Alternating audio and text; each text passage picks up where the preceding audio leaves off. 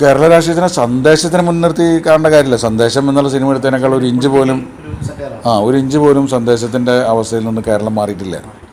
അതാണ് സത്യം. അടുത്ത കാലത്ത് അതെ എന്തൊരു ഞാൻ ശ്രീനിവാസൻ്റെ അടുത്ത് എന്തൊരു ദീർഘവീക്ഷണമാണ് ഇങ്ങനെ ഒരു സീൻ ഉണ്ടാക്കിയതെന്ന് പറഞ്ഞു. അത് ഇപ്പോഴും നമ്മൾ തോറ്റാൽ അണികളോട് പറയുന്ന വാചകങ്ങൾക്ക് ശങ്കരാടിയുടെ വാചകങ്ങളായിട്ട് ബന്ധമുണ്ട്. കാര്യം പ്രഥമ ദൃഷ്ടിയ ഒരു ഇരുചേരികളാണെങ്കിൽ അവർ തമ്മിലുള്ള അന്തർധാര ശരീരമായിരുന്നു എന്നുള്ള രീതിയിലാണ് ഇവിടെ നമ്മൾ പറയുന്നത്. വെച്ചാൽ കോൺഗ്രസ് പറയുന്നത് CPM ശബരിമല വിഷയത്തിൽ പോലും CPM BJPയും തമ്മിലുള്ള അന്തർധാരയാണ്. CPM പറയുന്നത് BJPയും കോൺഗ്രസും തമ്മിലുള്ള അന്തർധാരയാണ്. ഇതൊക്കെ ആളുകളുടെ മുമ്പിൽ പറയുന്ന ഇതൊന്നും ആരും വിശ്വസിക്കുന്നില്ല. ആളുകളുടെ മനസ്സിൽ കൃത്യമായ ചില കണക്കുകൂട്ടലുണ്ടാകും. അതാണ് ഇലക്ഷനുകളിൽ പ്രതിഫലിക്കുക അല്ലേ. അപ്പോൾ ഇന്നത്തെ രാഷ്ട്രീയ സാഹചര്യം ശരിക്കും പറഞ്ഞാൽ ദയനീയമാണ്. കാരണം അഴിമതി എന്ന് പറയുന്നത് ഒരു അങ്ങേയറ്റത്തോളം എത്തിക്കഴിഞ്ഞിരിക്കുന്നു. അഴിമതിക്കെതിരായിട്ട് ശബ്ദമുയർത്തുന്നവരെ പോലും നിശബ്ദരാകുന്ന അവസ്ഥയിലേക്ക് നമ്മുടെ രാഷ്ട്രീയ സംവിധാനങ്ങൾ മാറിക്കഴിഞ്ഞു. അതൊരു വലിയ സങ്കടകരമായ അവസ്ഥയാണ്. ശബരിമല വിഷയം എന്ന് പറഞ്ഞാൽ അതൊരു വലിയ തീപ്പൊള്ളുന്ന വിഷയമായി മാറി. അത് നമുക്കിപ്പോഴും വിശകലനം ചെയ്യാറായിട്ടില്ല. കാരണം അത് തീർന്നിട്ടില്ല. അത് ഒറ്റ കാര്യമുള്ളൂ, ശബരിമല വിഷയത്തിൻ്റെ പുറകിൽ അതിൻ്റെ ഈ പ്രശസ്തിയുടെ പിന്നിൽ കേരളത്തിൽ സംഭവിക്കുന്ന പല കാര്യങ്ങളും നമ്മൾ കാണാതെ പോയി. ഇവിടെ തീവ്രമായ ഒരുപാട് ജീവിത പ്രശ്നങ്ങൾ, ഇവിടെ പ്രളയം പോലും ശബരിമലയ്ക്കുള്ളിൽ മുങ്ങിപ്പോയി. പ്രളയത്തിൽ ആർക്കൊക്കെ എന്ത് കിട്ടി, നഷ്ടപ്പെട്ടവർക്ക് എന്തെല്ലാം എങ്ങനെയാണ് സഹായങ്ങൾ ചെയ്യേണ്ടതെന്നുള്ള അതൊക്കെ ആളുകൾ മറന്നുപോയി. എപ്പോഴും നമ്മൾ മീഡിയക്ക് ഉള്ള ഗുണങ്ങളും ദോഷങ്ങളും ഉണ്ടല്ലോ. ഒരു ദോഷം എന്ന് പറയുന്നത് ഒരു ചൂടുള്ള വിഷയത്തിൻ്റെ പിന്നാലെ മീഡിയ പോകുമ്പോൾ പബ്ലിക് അതിലേക്ക് മാത്രം ശ്രദ്ധിച്ചുകൊണ്ടിരിക്കുകയും അതിൻ്റെ പിന്നിലൂടെ ധാരാളം അഴിമതികളും സാധനങ്ങളും നടന്നു പോവുകയും ചെയ്യും. അതൊരു വൈകാരികമായ പ്രശ്നമാണ്. മനസ്സിലായില്ല. അതിൽ ആർക്ക് തെറ്റുപറ്റി, ആരുടെ ഭാഗമാണ് ശരിയെന്ന് തെളിയിക്കപ്പെടാനിരിക്കുന്നതേ ഉള്ളൂ. ഞാൻ ശബരിമലയിൽ പോകാറുള്ള ഒരാളാണ്. ഞാൻ മനസ്സുകൊണ്ട് ശബരിമല പോകുന്നത്. അത് വെച്ചാൽ ശബരിമല പോകുന്നതിൽ എനിക്ക് കിട്ടുന്നൊരു സംതൃപ്തി എന്ന് പറഞ്ഞാൽ ഒന്ന് നമ്മുടെ പരിവേഷങ്ങളെല്ലാം ഇല്ലാതാവുന്നു. ഇതൊക്കെ നമ്മുടെ മനസ്സിൻ്റെ വിശ്വാസങ്ങളാണ്. അപ്പോൾ അത്തരം ഒരുപാട് ആളുകളുണ്ടാവാം. അപ്പോൾ നമുക്ക് അതുകൊണ്ട് അത് നല്ലതാണോ എതിരാണോ ചെയ്തതാണോന്നും പറയാറായിട്ടില്ല. അപ്പോൾ ശബരിമല വിഷയത്തിനെ പറ്റി ഞാനിപ്പോൾ സംസാരിക്കാൻ ഉദ്ദേശിക്കുന്നില്ല. എൻ്റെ എല്ലാ തിരക്കഥാകൃത്തുക്കളും എനിക്ക് വളരെ നല്ല റിലേഷൻഷിപ്പുള്ളവരും എൻ്റെ ഏറ്റവും നല്ല സുഹൃത്തുക്കളാണ്. സൗഹൃദമില്ലാതെ ഒരു റെഡിമെയ്ഡ് തിരക്കഥ വെച്ച് ഞാൻ ഇതുവരെ സിനിമ ചെയ്തിട്ടില്ല. പണ്ട് ജോൺ പോൾ മുതൽ ഡോക്ടർ ബാലകൃഷ്ണൻ മുതൽ ഇപ്പോൾ ശ്രീനിവാസനും ഡോക്ടർ ബാലകൃഷ്ണനാണ്. അതെ തൊട്ട് ഇന്ന് വരെ ഇക്ബാൽ കുറ്റിപ്പുറമാണ് അതിലെ ഏറ്റവും പുതിയ ശ്രേണിയിലുള്ള ഒരാൾ. എല്ലാവരുമായിട്ടും നല്ല ബന്ധം. അതായത് അങ്ങനെ ഉണ്ടായാലേ നമുക്ക് സിനിമ നന്നാവുള്ളൂ. കാരണം ഇൻഹിബിഷൻ ഇല്ലാതെ സംസാരിക്കാൻ പറ്റണം. ചിലപ്പോൾ ഒരു ഡിസ്കഷൻ സമയത്ത് നമ്മൾ പറയുന്ന മണ്ടത്തരമാകാം. അത് നമ്മൾ മണ്ടത്തരാണ് പറയുന്നതെന്ന് നമ്മളെ ബോധ്യപ്പെടുത്താനുള്ള ധൈര്യവും സ്വാതന്ത്ര്യമുള്ള ആൾ തിരക്കഥകൃത്തായാലേ നമുക്കത് നന്നാവുള്ളൂ. തിരിച്ചും പറയാൻ സാധിക്കണം. ഇപ്പോൾ ശ്രീനിവാസനും ഞാനൊക്കെ വെച്ചാൽ ശ്രീനിവാസൻ പറയുന്നത് വിഡ്ഢിത്തമാണെങ്കിൽ ഞാൻ വിഡ്ഢിത്താണെന്ന് പറയും. ഞാൻ പറയുന്നത് തെറ്റാണെങ്കിൽ ശ്രീനിവാസൻ അത് തെറ്റാണെന്ന് പറയും. രഘുനാഥ് പലേരി ആയാലും രഞ്ജൻ പ്രമോദ് ആയാലും എല്ലാവരും ഇവരെല്ലാവരും എക്സ്ട്രാ ഓർഡിനറി ടാലൻ്റ് ഉള്ളവരാണ്. മനസ്സിലായില്ല. അപ്പോൾ അവരൊക്കെ ശരിക്കും പറഞ്ഞാൽ രഘുനാഥ് പലേരിയുടെ സ്ക്രിപ്റ്റുകൾ ആദ്യകാലങ്ങളിലൊക്കെ എൻ്റെ സിനിമകൾ ഒരുപാട് ഉയർത്തിയിട്ടുള്ളതാണ്. മഴവിൽ കാവടി അല്ലെങ്കിൽ പൊന്മുട്ട തട്ടാനും ഒക്കെ. രഞ്ജൻ പ്രമോദ് അത്ഭുതകരമായ സിനിമയാണ് മനസ്സിനക്കര അല്ലെങ്കിൽ അച്ചുവിൻ്റെ അമ്മ. അപ്പോൾ രഘുവിൻ്റെ തന്നെ പിൻഗാമി. മനസ്സിലായി. എനിക്ക് വേണ്ടി എഴുതിയിട്ടുള്ള ഓൾമോസ്റ്റ് എല്ലാവരും ശ്രീനിവാസൻ അതെ രഘുനാഥ് പള്ളിയുടെ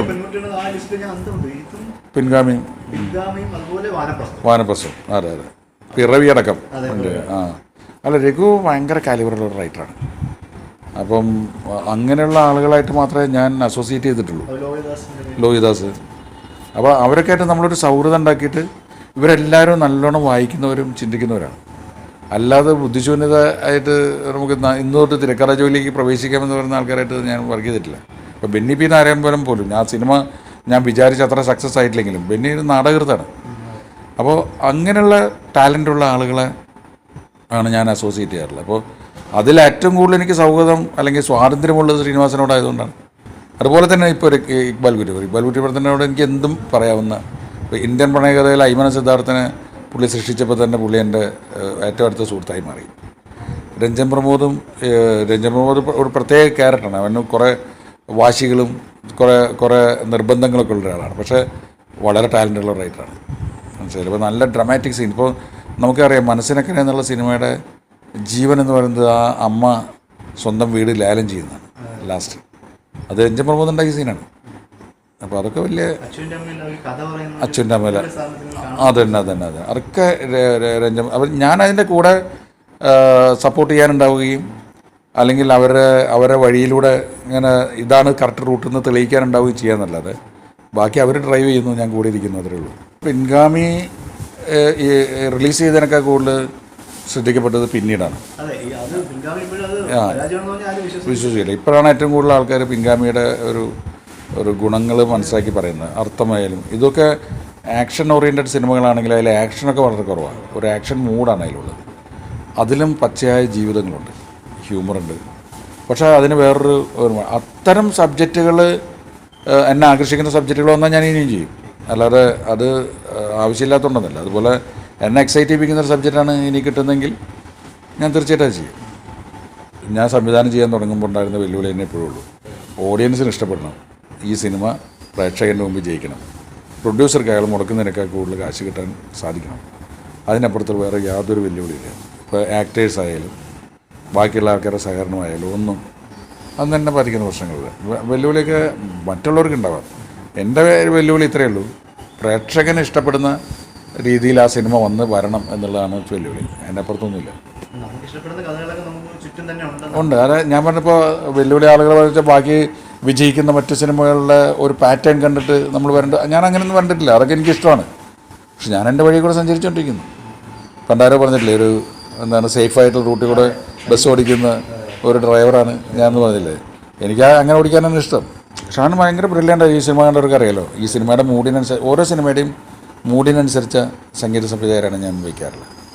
ഇളയരാജയാണ് ഞാൻ ആദ്യം തന്നെ അസോസിയേറ്റ് വെച്ച് കൊച്ചു സന്തോഷങ്ങൾ എന്നുള്ള സിനിമയാണ്. അപ്പോൾ അതിൽ ക്ലാസിക്കൽ ഡാൻസിനും എല്ലാത്തിനും ഇമ്പോർട്ടൻസ് വന്നപ്പോൾ അത് അദ്ദേഹത്തിനെ കൊടുത്തു. പിന്നെ അദ്ദേഹമായിട്ടുള്ള സൗഹൃദമാണ് പിന്നെ എന്നെ കണ്ടിന്യൂസ് ആയിട്ട് 10-12ഓളം സിനിമകൾക്ക് ഒന്നിച്ച് വരയ്ക്കും. ഇപ്പോൾ വിദ്യാസാഗറായില്ല അങ്ങനെ തന്നെ. അപ്പോൾ ഇത്തവണ ഞാൻ കുറച്ച് നാളായിട്ട് ഷാൻ്റെ ചില മ്യൂസിക് എന്നെ ആകർഷിക്കാറുണ്ട്. പനുരാഗത്തിൻ വേളയിലൊക്കെ കേട്ടിട്ടും വളരെ നല്ല അരവിന്ദാദികൾ നല്ല മെലോഡിയസ് ആയിട്ടുള്ള ചില ട്യൂണുകൾ. പിന്നെ എസ്പെഷ്യലി റീ റെക്കോർഡിങ്ങിൽ പുള്ളി വോക്കൽ വോയിസ് ഉപയോഗിച്ചിട്ടുള്ള വലിയ അല്ലാത്ത മൂഡുണ്ട്. ഈ സിനിമയിൽ അത് യൂസ് ചെയ്യുന്നുണ്ട്. ക്ലൈമാക്സ് പോർഷൻസിലൊക്കെ ഹമ്മിങ്സും ഒക്കെ ഉപയോഗിച്ചിട്ട് ഈ സിനിമയ്ക്ക് ഏറ്റവും പറ്റുന്ന മ്യൂസിക് ഡയറക്ടർ പുള്ളിയാണെന്ന് എനിക്ക് തോന്നുകയാണ്. ആ തോന്നൽ ശരിയാണെന്നാണ് പടം ഓടുമ്പോൾ നമുക്ക് മനസ്സിലായില്ലേ. അപ്പം ഞാൻ ഒരു പ്രേക്ഷകനായി നിന്നിട്ടാണ് ആദ്യം സിനിമയെ സമീപിക്കുന്നത്, അല്ലാതെ ഒരു ഫിലിം മേക്കറായിട്ട് നിന്നിട്ടല്ല. അത് ചിലപ്പോൾ ഒരു പരിമിതി ആവാം, പക്ഷേ ഒരു പ്രേക്ഷകൻ്റെ കണ്ണിലൂടെയാണ് ഞാൻ ആദ്യം എൻ്റെ സിനിമയെ കാണുന്നത്. അപ്പോൾ ആ കാഴ്ചയ്ക്ക് ഈ സിനിമയുടെ ടോട്ടൽ മൂഡിനും മ്യൂസിക്കിനും നല്ലൊരു ഷാനാണെന്ന് ഇപ്പോൾ തോന്നിയതുകൊണ്ടാണ് ഷാനെ കൊണ്ട് ചെയ്യിച്ചത്. മമ്മൂട്ടി എൻ്റെ വളരെ അടുത്ത സുഹൃത്താണ്. എണ്ണം കുറഞ്ഞെന്ന് മാത്രമേ ഉള്ളൂ. ഞങ്ങളുടെ സൗഹൃദത്തിന് അതൊരു ഇനിയും ചെയ്യുകയും ചെയ്യാം മമ്മൂട്ടിയുടെ. പിന്നെ എൻ്റെ കഥാപാത്രങ്ങൾക്ക് കൂടുതൽ ചേരുന്ന ആർട്ടിസ്റ്റുകളുടെ ഒരു ശരീരഭാഷ മമ്മൂട്ടിയായിട്ട് ചേർന്നിരുന്നില്ല എന്നുള്ളതുകൊണ്ടാണ്. ഇപ്പോൾ ഗാന്ധിനഗറിലെ ഗൂർഖ അല്ലെങ്കിൽ സന്മനസ്സുള്ള ഗോപാലകൃഷ്ണ പണിക്കർ, ഇതൊക്കെ ചോയ്സ് വേറെ ഉണ്ടല്ലോ. മമ്മൂട്ടിയൊക്കെ വേറൊരു ചോയ്സ് മോഹൻലാലിനുള്ളതുകൊണ്ട് അങ്ങനെ ലാലിലേക്ക് വന്നു. പിന്നെ ഞാൻ ചിന്തിക്കുന്ന ക്യാരക്ടർ ഇപ്പോൾ മറ്റേ അയ്മനം സിദ്ധാർത്ഥൻ, അതല്ലെങ്കിൽ ഇപ്പോഴത്തെ മറ്റേ പ്രകാശൻ, ഇതൊക്കെ നമ്മുടെ ഈ ചെറുപ്പക്കാരിൽ നമ്മൾ ചിന്തിക്കുമ്പോൾ ഫയർഫാസിൽ കറക്റ്റാണ് നമുക്ക് ഫീൽ ചെയ്യണം. അതല്ലാതെ മനഃപൂർവ്വം നമ്മളൊരാളെ വേണ്ടാന്ന് വയ്ക്കുകയോ ഒന്നുമല്ല. എനിക്ക് അത് പക്ഷേ പരാജയപ്പെട്ടെങ്കിൽ ഓടിയ എത്ര പടങ്ങളുണ്ട്. ഇപ്പോൾ കളിക്കളം നന്നായിട്ട് ഓടിയ പടമാണ്, അർത്ഥം നന്നായി ഓടിയ പടമാണ്. അപ്പോൾ അങ്ങനെ മമ്മൂട്ടി ഇപ്പോൾ ഗാന്ധി സെക്കൻഡ് സ്റ്റേജിൽ ഗസ്റ്റ് റോളായിട്ട് പോലും ആ സിനിമ ഓടിയിട്ടുള്ളതാണ്. ഇപ്പോൾ മമ്മൂട്ടിയും കൂടി നിർമ്മാണ പങ്കാളിയായ സിനിമയാണ് നാടോടിക്കാറ്റ്. ഞങ്ങൾ തമ്മിൽ നല്ല റിലേഷൻഷിപ്പാണ്. മമ്മൂട്ടിയുടെ മകനാണ് എൻ്റെ കഴിഞ്ഞ പടത്തിലെ നായകൻ. അപ്പോൾ മമ്മൂട്ടി ചെയ്താൽ കൊള്ളാമെന്ന് തോന്നുന്ന കഥാപാത്രം തീർച്ചയായും ചെയ്യും. ഞാൻ ഒരു സബ്ജക്റ്റ് എൻ്റെ മനസ്സിലുണ്ട് മമ്മൂട്ടി വെച്ച് ചെയ്യാനുള്ളത്. ചിലപ്പോൾ അത് രൂപപ്പെട്ട് വന്നേക്കാം, തീരുമാനിച്ചിട്ടില്ല. അങ്ങനെ നമ്മൾ പലപ്പോഴും ഇങ്ങനെ മനസ്സിലാലോചിക്കും മോഹൻലാലിനെ വെച്ച് ചിന്തിക്കുന്നത് മമ്മൂട്ടിക്ക് ചെയ്യാമെന്നൊക്കെ ആയിട്ടുള്ള. എന്നെ വളരെ കൂടുതൽ അത്ഭുതപ്പെടുത്തിയിട്ടുള്ള നടനാണ്. ഇപ്പോൾ വടക്കൻ വീരകാരിയൊക്കെ കണ്ട് ചില പടങ്ങൾ കണ്ടിട്ട് ഞാൻ മമ്മൂട്ടിയെ വിളിച്ച് ഞാൻ പറയും. ഇപ്പം ചില അപ്രതീക്ഷിതമായ ചില സിനിമകളൊക്കെ നമുക്ക് വളരെ പുള്ളിയുടെ പെർഫോമൻസിലെ ഒരു ഭംഗി നമുക്ക് ആസ്വദിക്കാം. ഞാനിതൊക്കെ നമുക്ക് നല്ല ആക്ടേഴ്സുള്ളൊരു രംഗമാണ് മലയാള സിനിമ, പല തരത്തിലുള്ള.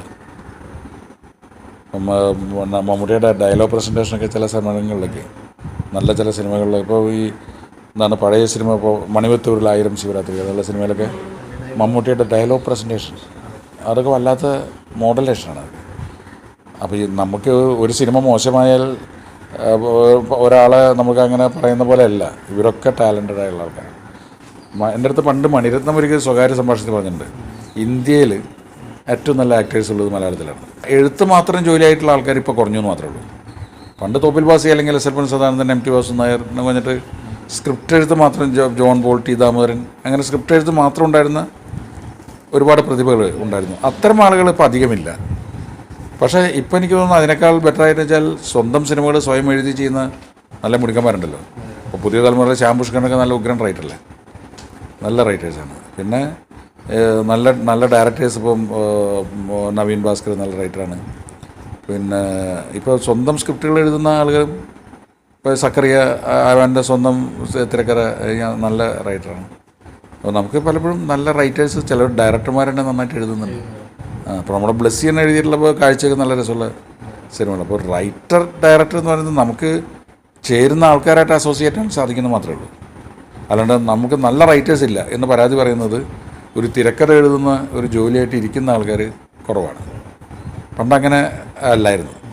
ഇപ്പം ഇത് രണ്ടും ഏകദേശം ഒരു വഴി കൂടെ പോകുന്ന ഡയറക്ഷനും എഴുത്തും. ഞാൻ തന്നെത്താൻ എഴുതിയിട്ടുള്ള സ്ക്രിപ്റ്റുകൾ എനിക്കപ്പോൾ ആ സമയത്ത് എഴുതാൻ വേറെ ആളെ കിട്ടാത്തതുകൊണ്ടാണ്. സ്റ്റേറ്റ് അവാർഡ് കിട്ടി, അത് ഭാഗ്യം. പക്ഷേ ഞാൻ ഈ എൻ്റെ എഴുത്തുകാരൊക്കെ ആയിട്ട് ഡിസ്കസ് ചെയ്തിട്ടാണ് ആ സിനിമകളൊക്കെ ചെയ്തിട്ടുള്ളത്. എൻ്റെ മനസ്സിലൊക്കെ ഞാൻ എഴുതുന്നതിന് മുമ്പ് ശ്രീനിവാസനായിട്ടും അന്ന് ലോഹിദാസായിട്ടും ഒക്കെ ചർച്ച ചെയ്യാറുണ്ട് ആ കഥകളൊക്കെ. എന്നിട്ട് എൻ്റെ മനസ്സിൽ അവരെ ധ്യാനിച്ചുകൊണ്ടിരുന്നിട്ട് എഴുതുന്നതാണ്. അപ്പോൾ ഞാനിങ്ങനെ വേറെ മറ്റു റൈറ്റേഴ്സ് ഇല്ലാത്തപ്പോൾ മറ്റവസരങ്ങളില്ലായിരുന്നു എന്ന കാളെന്നല്ല എന്ന് വെച്ചാൽ നമ്മുടെ പണ്ട് പരസ്യം ഉണ്ടായിരുന്നു.